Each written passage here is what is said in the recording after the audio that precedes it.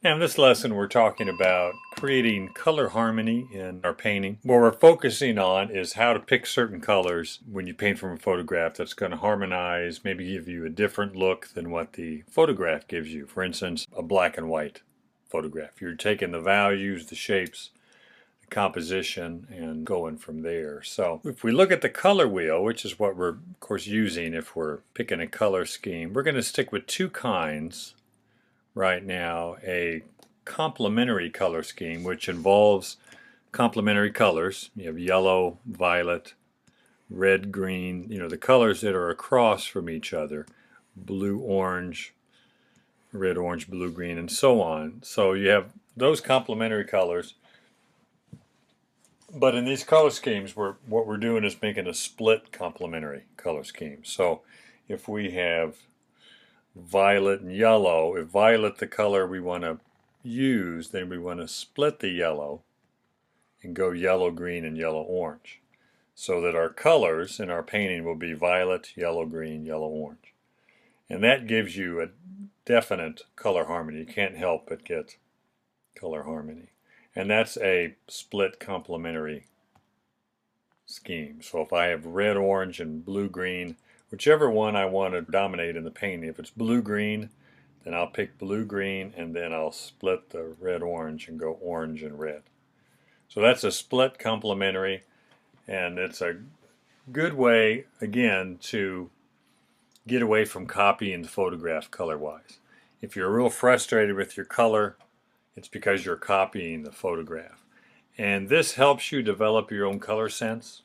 A good exercise is to take one image and do 3 or 4 different color schemes of that one image. Now if I do 4 or 5, 5 by 7 or 6 by 8 inch color schemes and just do the block in, we're not after detail or finish, you really get a feel for what these different colors do together, and it gets you thinking outside the box instead of, sky always being blue, grass always being green. It's not the case. In painting, if the values are right, the composition is good, the color, as long as it harmonizes, will always work. So the other color scheme we're going to be looking at is Triadic, and that's 3 colors picked on the color wheel, and they're equally spaced apart. We got red, orange, and then move 3 spaces, yellow, green, and then blue, violet.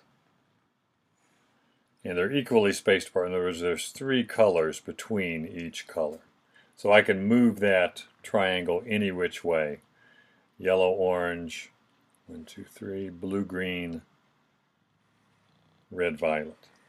That's a triadic color scheme. So any 3 colors that are equally spaced apart. And equally spaced is 3 colors between. So blue, red, and yellow is a triadic color scheme. But it's a very safe one because all colors come from blue, red, and yellow.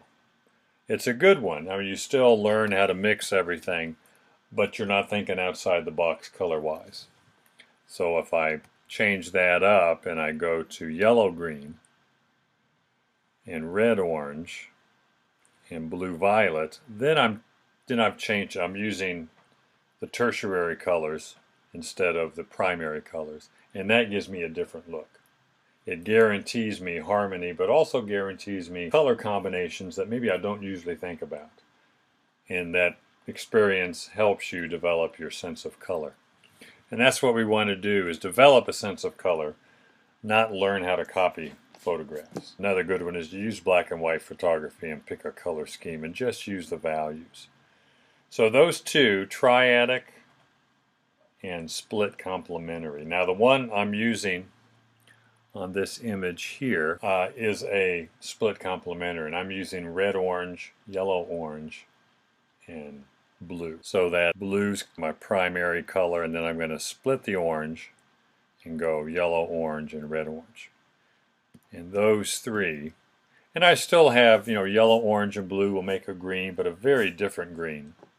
And red, orange, and blue will make a very muted violet. It gives me color combinations that I don't ordinarily mix, and gives me more experience in mixing colors. And there's real subtle changes I can make Blue with just a little red-orange looks a lot different than blue with a lot of red-orange. And several variations in between just by subtly adding a bit more. Then when I involve all three in one mixture, so blue and yellow-orange with a little bit of red-orange, gives me a color that, again, you don't usually think of with the colors on our palette. So these are good because it restricts your use of colors. You can't go back to the safe blue or the safe red or yellow because they may not even be there, although I have blue here in mine. But what I want to do is apply that to this image. And I like the composition. Maybe crop this a little bit. But I like the values. The values read pretty well. It's close to midday. I think it's later afternoon, but close to midday. The planes are really separated. You can see the vertical trees, even the light ones over here on the left side, still got a strong dark in them. So they really separate from the lighter flat plane. The water, the grass, the meadows back in here. And the upright trees, shrubbery are a lot darker, and the slanted mountains are a lot darker.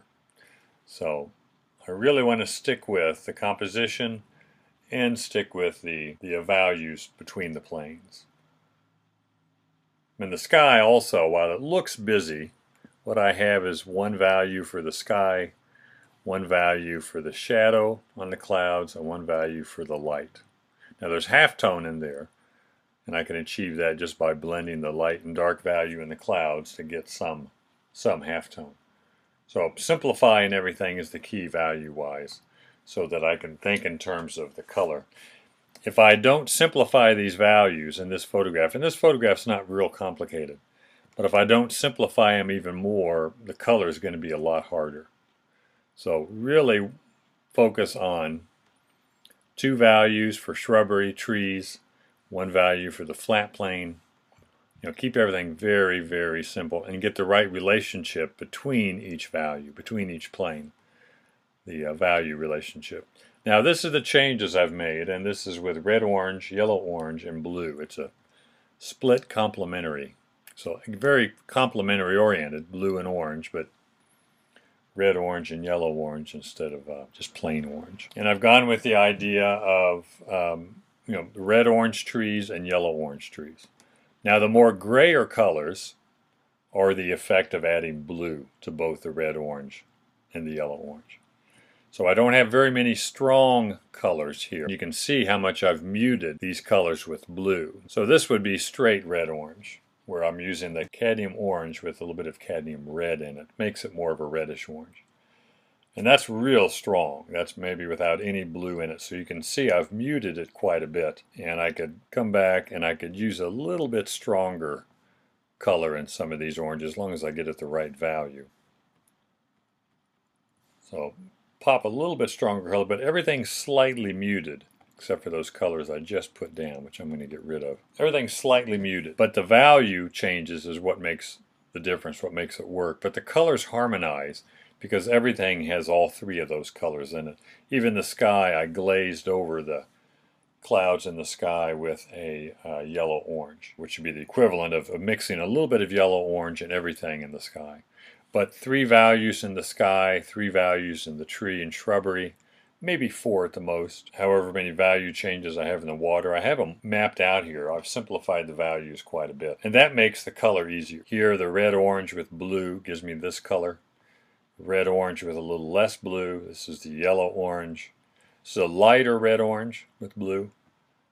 This is yellow-orange with a lot of blue, which makes it a very muted green. And I should probably darken is what I should do. I think it's a little too light. So this is the yellow-orange with a little bit of blue in it. Gets it a bit darker. But my focus is separating those planes.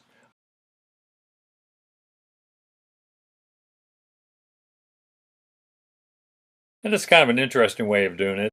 A lot of times I will get a canvas board, just a cheap canvas board, maybe a 18 by 24, and I do little 4 by 5, 3 by 5, 4 by 6, whatever shape I need.